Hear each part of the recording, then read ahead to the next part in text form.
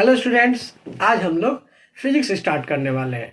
इसके पहले मैंने सारा केमिस्ट्री का चैप्टर कवर कर दिया है, सारे लेक्चर्स हो गए हैं, उसके पार्ट वाइज मैंने सब कुछ वीडियो बना दिया है। अगर आपने केमिस्ट्री का अभी तक कोई भी लेक्चर नहीं अटेंड किया है या किसी भी चैप्टर में आपको डाउट है तो आप पार्टिकुलर वो सारे वीडियो देख सकते हो। मैंने प्ले लिस्ट वाइज सारा सेव करके रखा हुआ है। अब हम लोग फिजिक्स में क्या करेंगे कि सबसे पहले लाइट चैप्टर से स्टार्ट करने वाले हैं, रिफ्लेक्शन एंड रिफ्रैक्शन। ये पूरा चैप्टर मैंने 3 लेक्चर में कवर किया हुआ है, ठीक है। तो आप तीनों लेक्चर को देखो, कुछ डाउट हो तो कमेंट सेक्शन में मुझे बताओ, या फिर मैंने टेलीग्राम का लिंक भी दिया हुआ है, आप वहाँ भी मुझसे जुड़ सकते हो। और अगर आप चैनल पर नए हो तो उसे सब्सक्राइब कर दो।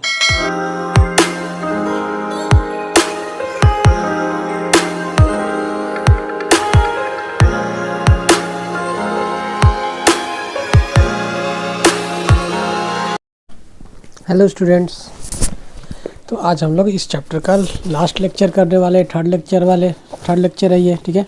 इसमें मैं सब कुछ ख़त्म कर दूंगा। अगर इसके पहले का 2 लेक्चर आपने नहीं देखा है तो पहले उसको जाके देख लो, फिर यहाँ से समझोगे तो ज़्यादा इजी रहेगा। क्या दिया इस पार्ट में? रिफ्रैक्शन बाय स्फेरिकल लेंसेज, ठीक है। हमने स्फेरिकल मिरर का पढ़ लिया। अभी स्फेरिकल लेंसेज क्या होता है, तो सबसे पहले मैं थोड़ा यहाँ पे देखो डायग्राम मैंने बनाया है, इसको मैं समझा देता हूँ कि हमें पता है क्या कि जैसे एक इस ग्लास का स्फीयर है और मैंने क्या किया, एक पार्ट इधर कट कर दिया, ठीक है, वो M1 पार्ट है। एक दूसरा एक स्फीयर है, उसका एक पार्ट हमने कट कर दिया, वो M2 हो गया। और फिर इस M1 M2 को क्या किया, मैंने ऐसे कंबाइन कर दिया। तो इस तरह से क्या हो गया, 2 स्फेरिकल मिरर को हमने ज्वाइन कर दिया तो वो क्या बन जाता है, एक लेंस बन जाता है, ठीक है। अब देखते हैं, इन्होंने भी कुछ वैसा ही लिखा है। You might have seen watchmakers using a small magnifying glass to see tiny parts. Have you ever touched the surface of magnifying glass with your hand? तो हाँ, वो कैसा थोड़ा मोटा दिखता है। It is a plane surface और curved, तो curved रहता है। Is it thicker in the middle or at the edges? तो नहीं, middle में thicker रहेगा। The glasses used in the spectacles and that by a watchmaker are example of lenses, ठीक है। जो स्पेक्स पहनते हैं बच्चे, जो पहनते हैं, वो क्या एक तरह का लेंस ही है। What is a lens, how does it bend light rays, we shall discuss this in this section, ठीक है। तो लेंसेज के बारे में हम यहाँ पे डिटेल में देखने वाले हैं कि कैसे लाइट बेंड होती है लेंसेज के थ्रू। और transparent material bound by 2 surfaces of which one or both surface are spherical forms a lens. तो इसमें कैसा बोला उसने कि ट्रांसपेरेंट मटेरियल है, 2 सरफेस होंगे, अभी जस्ट मैंने M1 M2 यहाँ पे बताया था, ठीक है। इसमें आपको दोनों one or both surfaces spherical हो सकता है, सिंगल भी होते हैं और डबल दोनों तरफ से भी होते हैं, वही हमारा लेंस बन जाता है। This means that a lens is bound by at least 1 spherical surface. तो लेंस क्या है कि कम से कम एक स्फेरिकल सरफेस तो उसमें होगा ही होगा। In such lenses the other surface would be plane, ठीक है। अगर एक तरफ कर्व है तो दूसरा तरफ प्लेन हो सकता है। अ लेंस में हैव 2 स्फेरिकल सरफेस, दोनों स्फेरिकल हो सकते हैं, bulging outwards.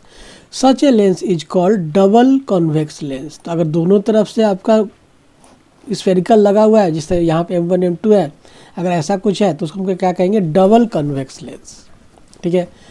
It is simply called a convex lens. तो इसको क्या याद रखोगे आप कि कॉन्वेक्स लेंस भी कहा, तो चलो ठीक है, डबल नहीं याद रहा तो आप सिंपली कॉन्वेक्स लेंस भी कह सकते हो।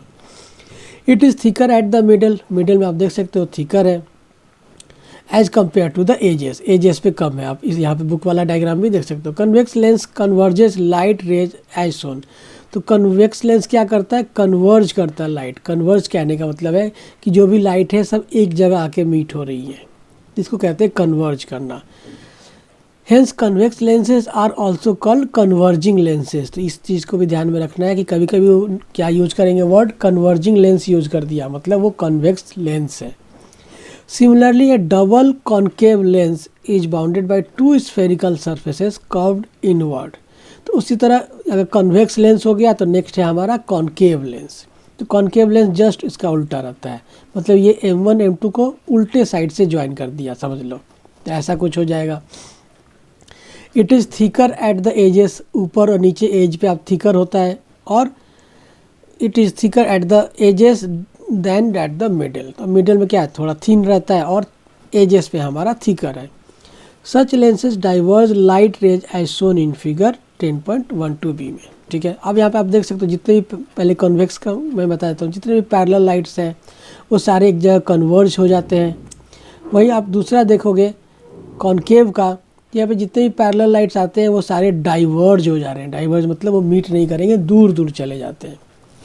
सच लेंस डाइवर्ज, वही उसने वर्ड यूज किया डाइवर्ज, कि डाइवर्ज हो जाते हैं। सच लेंसेज आर ऑल्सो कॉल्ड, इनको डाइवर्जिंग भी कहेंगे। जैसे कॉन्वेक्स को कन्वर्जिंग कहते हैं, तो वहाँ से ट्रिक याद रखना है, कॉन्वेक्स है तो कन्वर्जिंग है, तो उल्टा वाला तो कॉनकेव का तो डाइवर्जिंग होगा। अ double concave lens is simply called concave lens. तो डबल भी बोलो या नॉर्मल भी आप कह सकते हो। अ लेंस इधर ए कॉन्वेक्स लेंस और a concave lens has two spherical surfaces, ठीक है। Each of these surfaces form a part of a sphere. The centre of these spheres are called centre of curvature of the lens, ठीक है। The centre of curvature of a lens is usually represented by letter C. तब यहाँ पे भी centre of curvature होगा। अब आपको पता है कि दो अलग अलग, यहाँ पे मैंने आपको बताया था ना कि दो अलग अलग स्फेयर का कट किया है, तो दोनों का अलग अलग सेंटर होगा, ठीक है। तो जाहिर सी बात, इसको अगर आप ज्वाइन करोगे तो आप देख सकते हो यहाँ पिक्चर में कि C1 और C2, ठीक है। इधर वाले के लिए C1 है और इधर वाले के लिए C2 है, तो दो दो आपका सेंटर ऑफ कर्वेचर होगा, वही ये बताना चाहता है। Since there are two centres of curvature we may represent them as C1 and C2, तो दो दो सेंटर ऑफ कर्वेचर इसलिए C1 C2 रहेगा।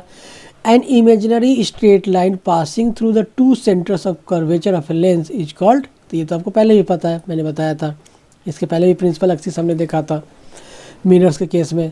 तो यहाँ भी वही है कि दोनों सेंटर ऑफ कर्वेचर के केस में देख सकते हो स्ट्रेट लाइन जो जा रही है वो स्ट्रेट वाली लाइन क्या है, हमारा प्रिंसिपल एक्सिस है, ठीक है। The central point of a lens is called optical centre, और जो आपका लेंस का जो बीच का सेंटर होगा उसको ओ से डिनोट किया जाता है। यहाँ पे आप देख सकते हो कॉनकेव में भी दिया है, कॉन्वेक्स में भी दिया हुआ है। तो इसको क्या कहते हैं, इसको कहते हैं ऑप्टिकल सेंटर। नेक्स्ट क्या दिया, it is usually represented by letter O. A ray of light through the optical centre of a lens passes without suffering any deviation. अगर कोई ऐसी लाइट, ऐसी रे ऑफ लाइट जो ऑप्टिकल सेंटर से pass हो जाए तो उसमें कोई हमें डेविएशन देखने को नहीं मिलेगा, ठीक है, वो स्ट्रेट निकल जाएगा। तो याद रखना है, ऑप्टिकल सेंटर से लाइट पास हो रही है तो सीधा निकल जाएगी, चाहे वो उसका एंगल कुछ भी हो, सीधा सीधा जाए, 30 डिग्री पे जाए, 40 डिग्री पे जाए, अगर ऑप्टिकल सेंटर से जा रहा है तो वो सीधा सीधा निकल जाएगा। The effective diameter of the circular outline of a spherical lens call its aperture, तो यहाँ भी अपर्चर होगा वो, ठीक है। We shall confine our discussion in this chapter to such lenses whose aperture is much less than its radius. तो यहाँ भी अपर्चर वही हम यूज करेंगे, ऐसे लेंसेज यूज करेंगे जिसका अपर्चर बहुत लेस होना चाहिए। कितना लेस होना चाहिए, तो रेडियस ऑफ कर्वेचर से कम होना चाहिए। And the two centers of curvature are equidistant from the optical center O. Such lenses are called thin lenses. तो ऐसे lenses क्या कहलाएंगे, thin lenses कहलाएंगे with small apertures।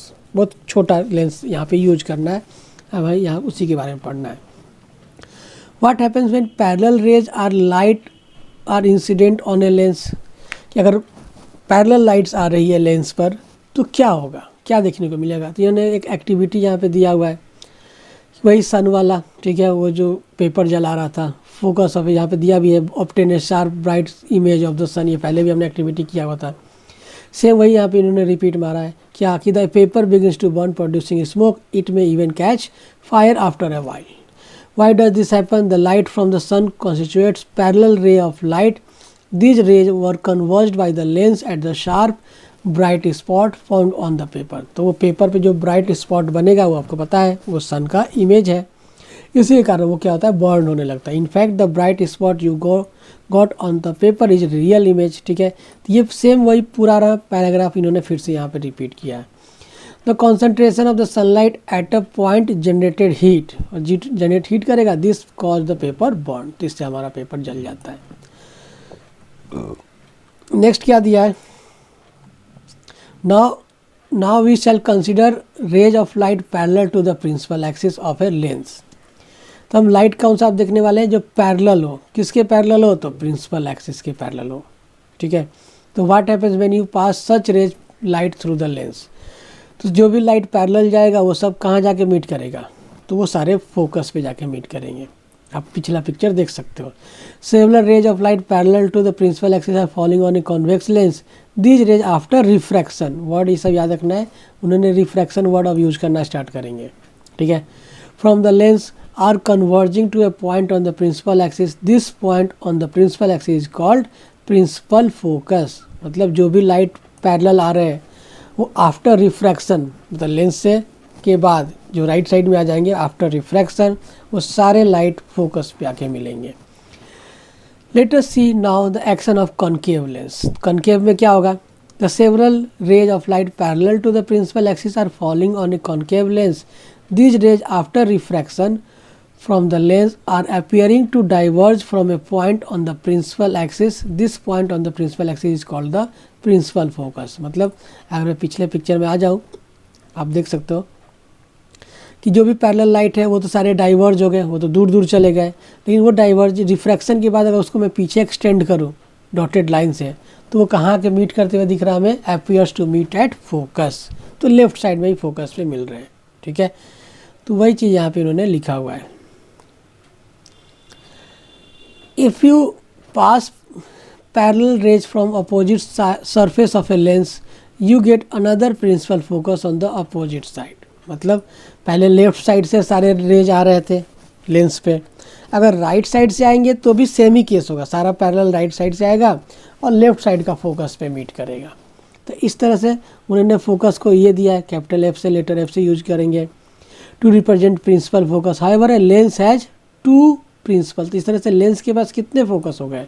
दो फोकाई हो जाते हैं. ठीक है, प्लूरल उन्होंने लिखा है. अब they are represented by F1 and F2 और उनको हम रिप्रेजेंट करेंगे F1 F2 से. आप पिक्चर में देख लो अच्छे से. The distance of the principal focus from the optical centre of a lens is called the focal length. और जो ऑप्टिकल सेंटर, जो लेंस के सेंटर है तुम्हारा, वो वहाँ से दोनों तरफ का फोकस का डिस्टेंस इक्वल रहेगा, उसको हम लोग फोकल लेंथ कहेंगे. लेटर स्मॉल एफ से डिनोट किया जाता है फोकल लेंथ को, ये याद रखना है. तो पहले भी हमने देखा था, मिरर के भी केस में ऐसा ही था. How can you find the focal length of A convex lens? तो कैसे फाइंड करेंगे? तो वही चीज़ है, आपने अगर मैग्नीफाइंग ग्लास रखा, वो ब्राइट स्पॉट बन रहा है, तो जो मैग्नीफाइंग ग्लास और ब्राइट स्पॉट के बीच का डिस्टेंस हो गया 2 सेंटीमीटर 3 सेंटीमीटर, वही हमारा फोकल लेंथ है. The distance between the position of the lens and the position of the image. जो लेंस और इमेज के बीच का जो डिस्टेंस है वही हमारा क्या बताएगा? हमें हमारा अप्रॉक्सीमेट फोकल लेंथ बताएगा लेंस का. ठीक है, अब लेंस से कैसे कैसे इमेजेस बन सकते हैं वो देखेंगे, और इसके क्या क्या रूल्स हैं वो भी देखना ज़रूरी है. तो यहाँ पे फिर से उन्होंने वही किया है कि बिना इमेज दिए उन्होंने सारा ये टेबल यहाँ पे लिख दिया है. ठीक है, बट हम लोग आगे देखेंगे इमेज, जब वहाँ देखेंगे तो अच्छे से समझ में आएगा. फिलहाल अभी मैं ये टेबल स्किप कर रहा हूँ. ठीक है, सीधा हम लोग आ जाते हैं कहाँ पे? ये उसने दूसरा वाला भी दिया हुआ है, देख सकते हो आप. कॉन्वेक्स का भी कॉनकेव का भी दे दिया इन्होंने. तो सबसे पहले आ जाते हैं हम लोग डायग्राम का रूल्स, कि कॉन्वेक्स हो या कॉनकेव हो. ठीक है, जो दोनों दिए हुए हैं इनके क्या क्या रूल्स होंगे, वो रूल्स समझना ज़रूरी है. Image formation in lens using a ray diagram. We can represent image formation by lens using a ray diagrams.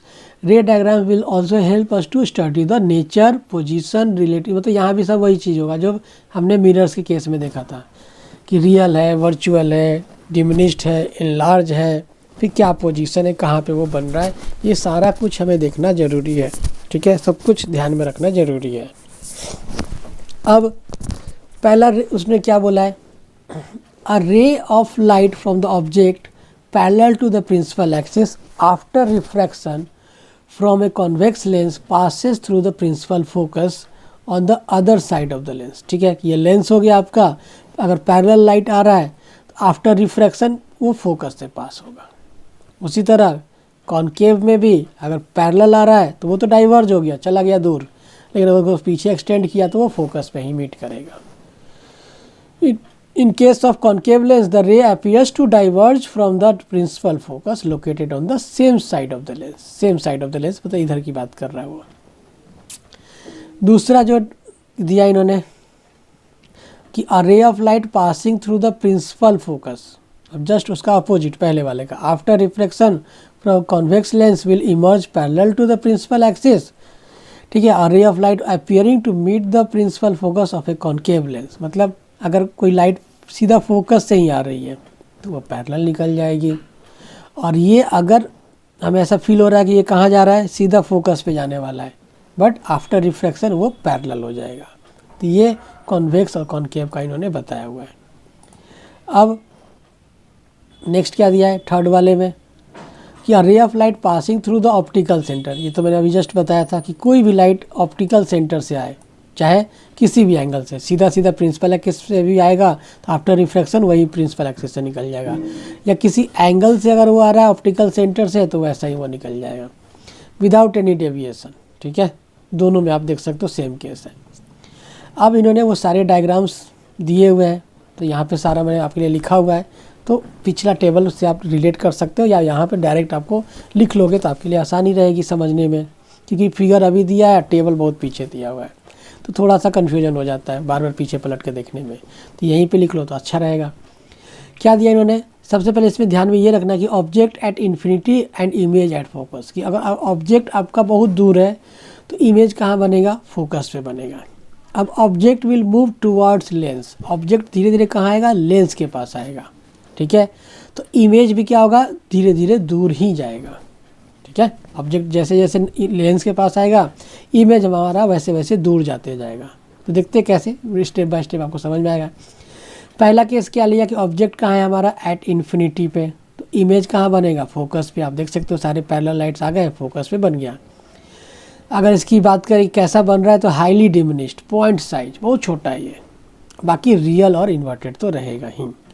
दूसरा, अब ऑब्जेक्ट को हमने थोड़ा नज़दीक लेके आए, थोड़ा नज़दीक मतलब बियॉन्ड 2f1, 2f1 के पहले रखा है, तो एक पैरेलल लाइट जाएगी, फोकस से चला गया, दूसरा ऑप्टिकल सेंटर से चला गया, दोनों कहाँ मिल रहे हैं, तो f2 और 2f2 के बीच में, तो बिटवीन f2 एंड 2f2।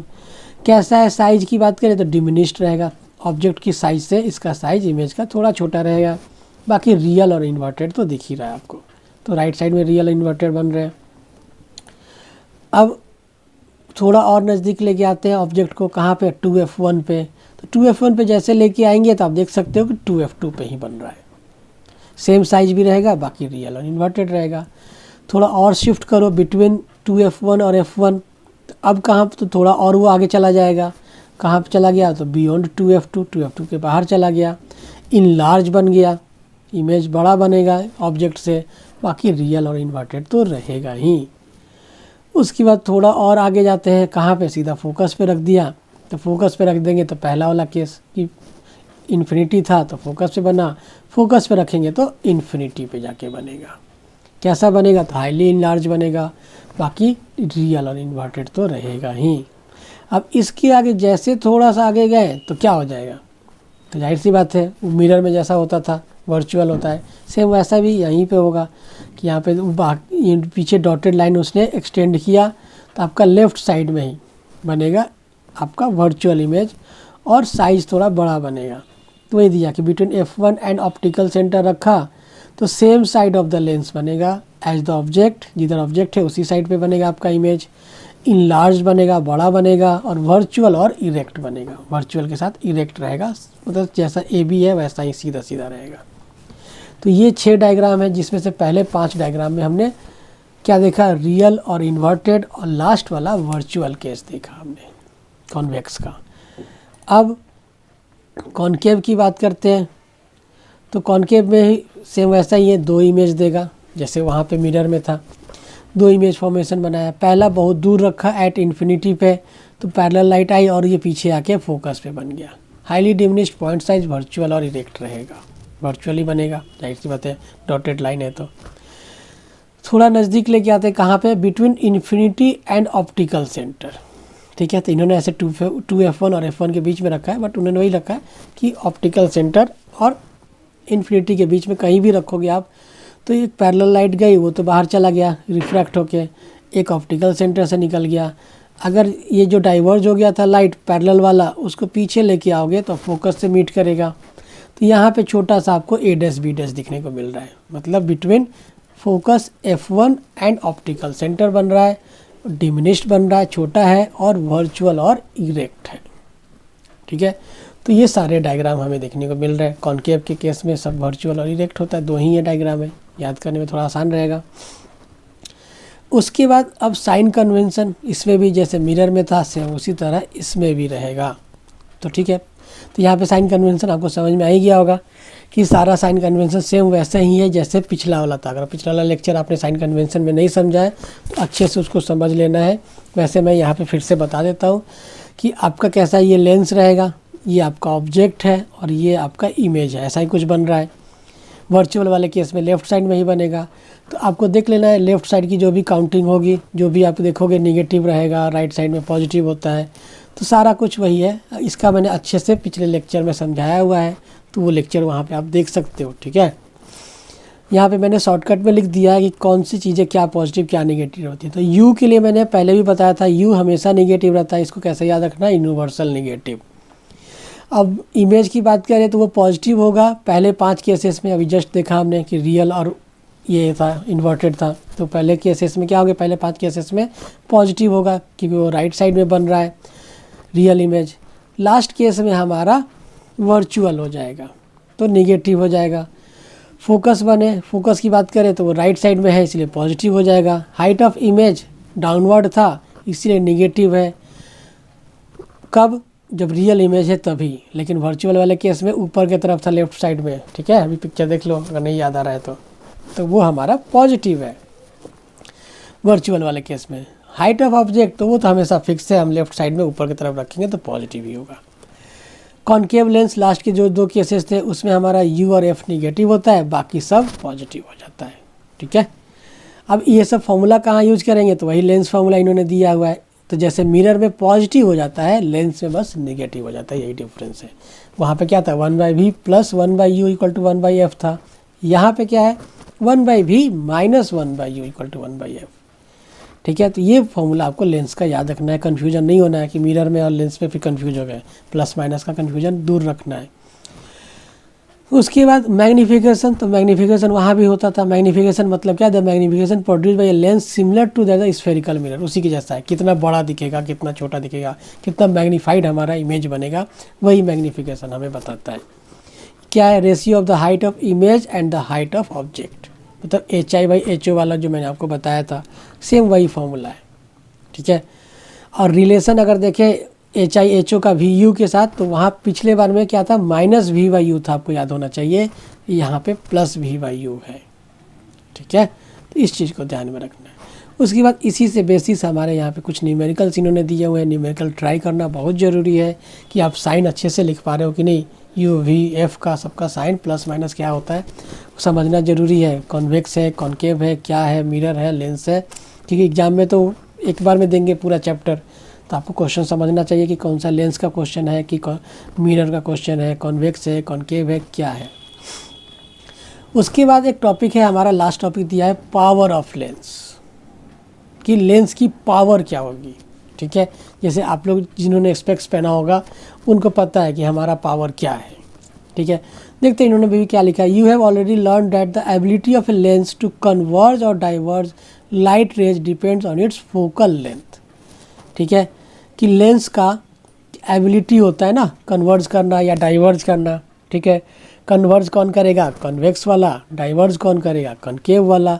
वो किस पे डिपेंड करेगा, तो वो डिपेंड करता है हमारा फोकल लेंथ पे, कि फोकल लेंथ कितना बड़ा है, उसी पे डिपेंड करेगा।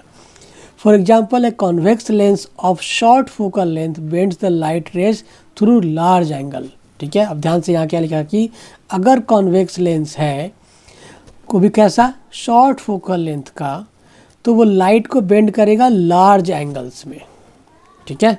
कि छोटा फोकल लेंथ है तो बड़ा एंगल होगा उसका, by focusing them closer to the optical centre.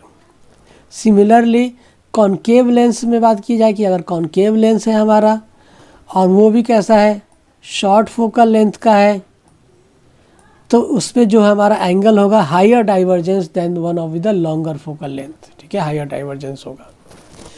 The degree of convergence और डाइवर्जेंस, अब इसकी degree of light rays achieved by a lens is express in terms of its power. तो उसी डिग्री को हम लोग पावर कहते हैं कि कितना कन्वर्ज कितना डाइवर्ज करेगा, किस एंगल पे करेगा। The power of a lens is defined as the reciprocal of its focal length. दूसरा चीज़ ये भी याद रखना है कि पावर ऑफ ए लेंस कैसा डिफाइन करेंगे, रेसिप्रोकल, मतलब P इक्वल टू 1/f, ठीक है। इसको लेटर P से डिनोट किया जाएगा। The power of A P of a lens of a focal length f is given by P equal to 1/f। तो ये फॉर्मूला होता है पावर इक्वल टू 1/f या f इक्वल टू 1/p, जैसा जो पूछे हुए हम निकाल सकते हैं। उसके बाद क्या दिया इन्होंने कि the SI unit of power of a lens is dioptre. अब ये भी इंपॉर्टेंट है, SI यूनिट क्या होता है, पावर का डायोप्टर होता है। कैसे डिनोट करेंगे, तो कैपिटल D से डिनोट करेंगे। If f is expressed in metre. अब याद रखिएगा कि आपको फोकल लेंथ अगर सेंटीमीटर में दिया हुआ है तो सबसे पहले उसको क्या करेंगे, मीटर में चेंज कर लेना है, ठीक है। Then power is expressed in dioptres, तभी उस पावर को डायोप्टर में आप लिख सकते हो। सीधा सा सिंपल सा है कि फोकल लेंथ अगर सेंटीमीटर में होगा, क्योंकि छोटा ही फोकल लेंथ होता है, सेंटीमीटर में ही देंगे वो लोग, मीटर में तो हो नहीं सकता है, बहुत बड़ा हो जाएगा। तो फोकल लेंथ हमेशा सेंटीमीटर में रहेगा, उसको हमें पहले मीटर में चेंज कर लेना है, तब फॉर्मूला पावर का यूज करना है 1/f। तो 1/f वहाँ पे 1/f में f आपका मीटर में होना चाहिए, वरना गलत हो जाएगा। 10 वन डायोप्टर का डेफिनेशन ये पूरा का पूरा याद रखना है, डायरेक्ट उठा के पूछ देंगे वो लोग कि what is the one dioptre या what is the meaning of one dioptre. तो one dioptre is the power of a lens whose focal length is 1 metre, कि वन डायोप्टर मतलब 1 मीटर, ठीक है। तो वो दिया वन डायोप्टर इक्वल 1m-1, ठीक है, inverse. You may note that power of A convex lens is positive. अब यहाँ पे याद रखना है कि कॉन्वेक्स लेंस का पावर क्या होता है, पॉजिटिव हो जाता है, ठीक है। And that of a concave lens is a negative. आप में से कुछ ऐसे बच्चे होंगे जिन्होंने चश्मे पहने हुए हैं, तो उनको पता होगा कि उनका पावर निगेटिव में होगा, -2, -3, -1 या -1.5। तो वो माइनस क्यों लगा हुआ है, क्योंकि आप लोगों ने कॉन्केव लेंस पहना हुआ है। तो खुद का याद रखना है कि मैंने कौन सा लेंस पहना है, तो कॉन्केव लेंस पहना है, मतलब मेरा पावर निगेटिव है इसीलिए, ठीक है। तो जाहिर सी बात है जो पॉजिटिव पहन रहा है वो क्या है, वो कॉन्वेक्स लेंस वाला है, जिससे पुराने एज के लोग होंगे, ठीक है, जैसे आपके ग्रैंड पेरेंट्स किसी के अगर हैं तो उनका कैसा रहेगा, पॉजिटिव में रहता है, ठीक है। Opticians prescribed corrective lenses indicating their powers. Let us say the lens prescribed has a power equal to plus। देखो यहाँ पे प्लस दे दिया उसने, मतलब जाहिर सी बात है उसने कॉन्वेक्स लेंस यूज किया है। This means that the lens prescribed is convex और the focal length of the lens is plus 0.50 metre, ठीक है। वो फॉर्मूला के हिसाब से उसने चेंज कर लिया 1/2 करके। Similarly a lens of power -2.5D है, मतलब तो वो कॉन्केव होगा, उसको भी सॉल्व करोगे तो -0.40 मीटर आ जाएगा, P इक्वल टू 1/f से। तो लेंस इज ए कॉन्केव, तो ये कैसा लेंस है, तो कॉन्केव है। तो निगेटिव मतलब कॉन्केव। बच्चे जो छोटे बच्चे या हम 10th क्लास के जो बच्चे होते हैं उनको यही चश्मा लगता है, निगेटिव पावर का लगता है, वो कॉन्केव होता है। अब यहाँ पे क्या होता है कि नेक्स्ट क्या दिया, ये अच्छा है ध्यान से, क्योंकि ये भी पूछे जाते हैं। Many optical instruments consist of a number of lenses. They are combined to increase the magnification and sharpness of the image। कि हम क्या करेंगे, बहुत सारे lenses को combine कर सकते हैं। तो combine करेंगे तो इससे क्या फ़ायदा होगा, तो हमारा एक तो इमेज मैग्नीफाइड हो जाएगा और दूसरा उसकी इंटेंसिटी अच्छी हो जाएगी, शार्प दिखेगा हमें, वो अच्छे से क्लियर दिखेगा इमेज हमारा। तो उस केस में नेट पावर कैसे निकलेगा, अगर हमने 2-4 लेंसेस यूज कर लिए हैं तो उसका नेट पावर कैसे निकलेगा, तो नेट पावर का अलजेब्रिक सम कर देना है सीधा, मतलब P1, P2, P3 अलग अलग लेंसेस हैं, चाहे वो प्लस में हो या माइनस में हो, सीधा सीधा कैलकुलेशन कर दिया जाता है P1, P2, P3। जैसे +2, -2, +3 ऐसे ऐसे है, तो पूरा सॉल्व करना है उसको, बॉड मास जैसे होता है ना नॉर्मल सम, उस तरीके से सॉल्व करके टोटल पावर निकाल देना है। The use of powers instead of focal length for lenses is quite convenient for opticians, ठीक है। During eye testing, an opticians put several different combination of corrective lenses of known power in contact inside the testing spectacles frame। जैसे आप भी अगर कुछ बच्चे इसमें से गए होंगे चश्मा लेने के लिए पहली बार या दूसरी बार चेंज कराने के लिए कि हमारा अगर नहीं दिख रहा है तो क्या होता है, वो नए नए जो हमारा फ्रेम होता है उसमें नए नए लेंसेज डालता है कि कैसा क्लियर दिख रहा है क्या, अब रीड करके देखो, ताकि हमें वो परफेक्ट लेंस का मेजरमेंट पता चल सके, पावर पता चल सके। The optician calculates the power of a lens required by simple algebraic addition, ठीक ठीक है। वो सिंपल अलजेब्रिक एडिशन फिर कर लेता है। For example a combination of to lenses of power +2 और +2.5D है, तो उसका टोटल सिंगल लेंस जो बनेगा वो +2.25D का बनेगा। The simple additive property of the power of lenses can be use to design lens system to minimise the certain defects in image produced by a single lens. ठीक है, single lens की जगह अगर हमने combine किया तो अच्छा रहेगा हमारे लिए। Such a lens system consisting of several lenses in contact is commonly use in the design of lenses of a camera. Camera में भी ऐसा ही यूज होता है, अलग अलग टाइप के लेंसेज रहते हैं उसमें पहले से डिजाइन, ताकि हम जूम इन जूम आउट कर सकें। माइक्रोस्कोप्स में यूज होते हैं, टेलीस्कोप में यूज होते हैं, तो इस तरह से अलग अलग यूजेज होते हैं। ठीक है, तो यही था इस लेक्चर में। अगर कुछ भी आपको डाउट हो तो मुझे बताओ, कमेंट करो। ठीक है, आप क्या कर सकते हो, टेलीग्राम पे भी मुझे ज्वाइन कर सकते हो। अगर आप चैनल पे नए हो तो उसको सब्सक्राइब करो और अपने फ्रेंड्स को भी बताओ। ठीक है, चलो बाय।